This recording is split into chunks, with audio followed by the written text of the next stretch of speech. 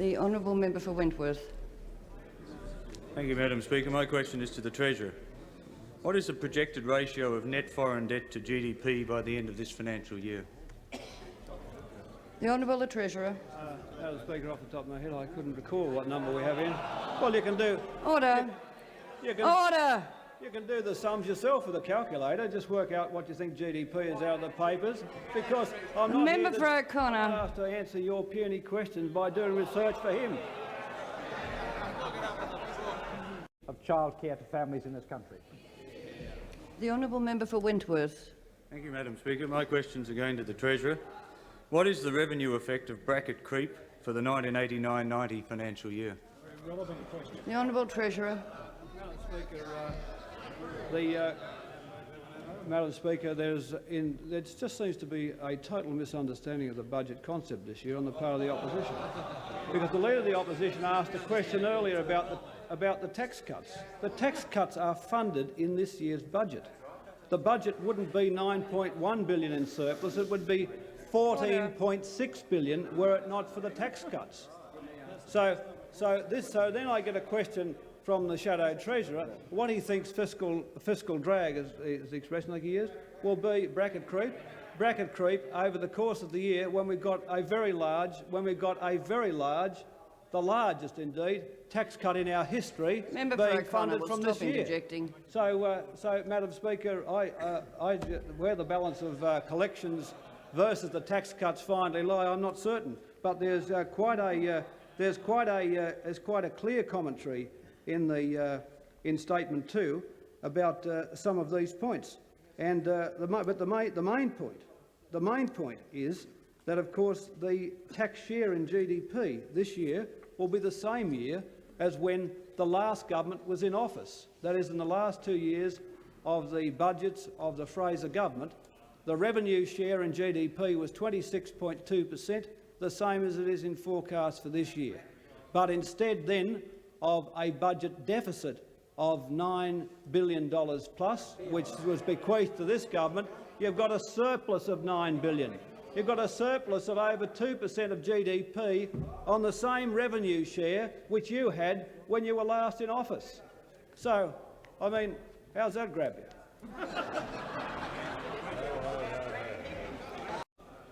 Thank you, Madam Speaker. My question's to the Treasurer.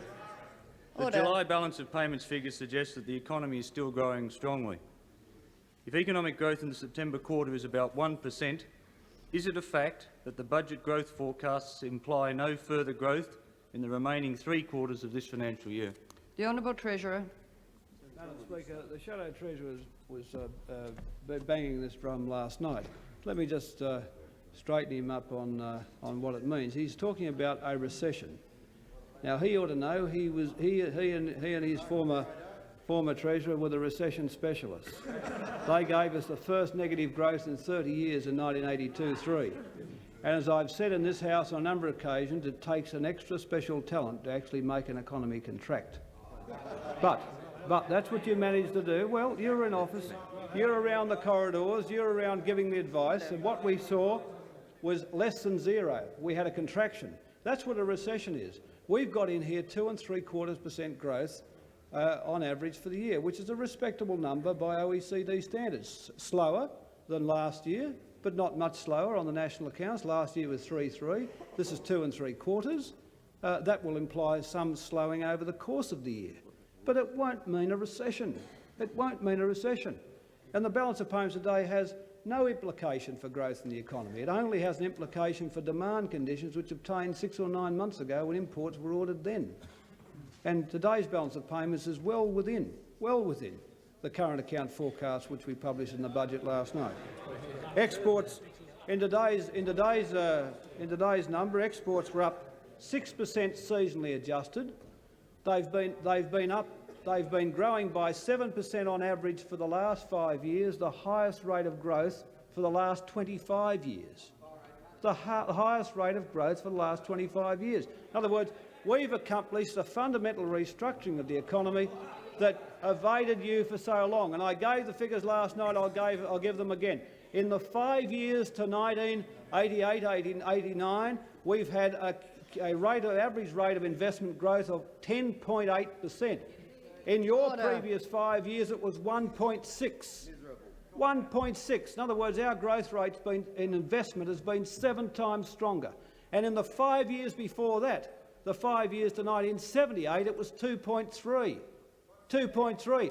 And if you extract from that the investment boom which came by virtue of the fact the Japanese wanted Australian coal to offset their Middle East oil imports, which had nothing to do with Australian domestic economic policy, you abstract that investment phase in the mining sector and your investment record in the 10 years to when we took office was 0, against 10.8% a year on average. So the fundamental restructuring, which has eluded the economy for a decade, which has eluded the Australian economy for 15 years, we've succeeded in the last 5 years. And why is it there? Because of a pickup in the profit share, because of a massive shift in the factor shares from wages to profits, because of a dramatic shift in public saving, of a reduction of 8 percentage points in the public sector borrowing requirement, making the private sector of the economy so much more bigger and so much more robust, with a reduction in company tax. Is it any wonder we've got an investment surge of this order of dimension on? And that's what will maintain growth through the coming year, because as domestic demand falls off, it will be net exports which will carry the economy as we shift our production into the external sector, to exports and to import replacement. And if you look in the budget forecast, if the Shadow Treasurer wants to look in the budget forecast, he'll find that exports are growing on average 7% through the year, meaning over the course of the year, later on in the year, they'll be growing faster than 7. And it is that export growth which will hold up GDP and avoid a recession. So the whole premise of his question is wrong. To have a recession, you've got to get under 0. To have the economy contract, and I'm afraid only he and his colleagues, the member for Bennelong and Senator Stone, were the only people around this country who are clever enough to do that. Wentworth. My question's to the Treasurer. Is it a fact that it was necessary to add a massive $1.7 billion to the forward estimates for 89-90 to derive the budget outlays estimate to allow for parameter changes, including the substantial underestimate of the impact of inflation? Does this confirm that those forward estimates were a totally unreliable guide to future trends in Commonwealth spending? The Honourable Treasurer. Madam Speaker, my colleague, the Minister of Defence, said they never gave us any forward estimates when they were around, and that's dead right. When we came to office, there were no forward estimates. You had the government, they were available only to the government. Now we publish forward estimates for 3 years out with the budget. And not only that, the documentation in the budget is now about twice as much as it was in terms of information provided to the Parliament and the public than it was in 1983-4. And that's why it is such a mockery and a slur on the bureaucracy of this country to be talking about audits, to be talking about audits. I remind the member for O'Connor of Standing Order 55. When we talk about audits, when you've got forward estimates published by the Finance Department now each year for 3 years out. And what you're saying by implication is that somehow those numbers are tricked up, that they are not an accurate reflection of the Commonwealth's programs or its outlays. This can be the only implication from these claims that you should or need an audit if you were to come to office. Now, you treated the Finance Department like dirt when you were in office. If something was a negative, was a receipt, you made it a negative outlay. You cheated on all the OECD classifications. You made those people. Shift it. No, we've given the Finance Department status, real status. So what you see is what you get in forward estimates. They actually mean something. The kind of public accountability there should have always been.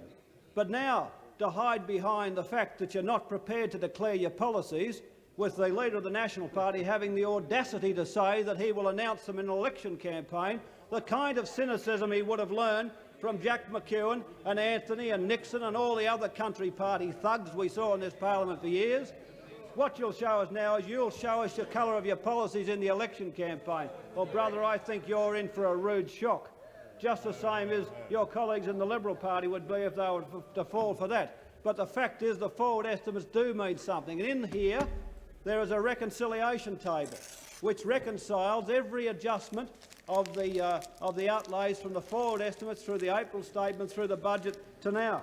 And what it shows is, in terms of the main changes, that is, there were decisions taken since April adding $223 million to outlays, but negative in the out years, I might say.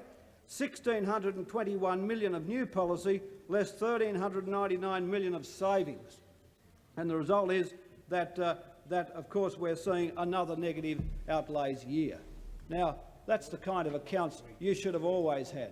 There was no cause why you couldn't have revealed them and made the public better informed and commentators better informed about the nature of the public debate.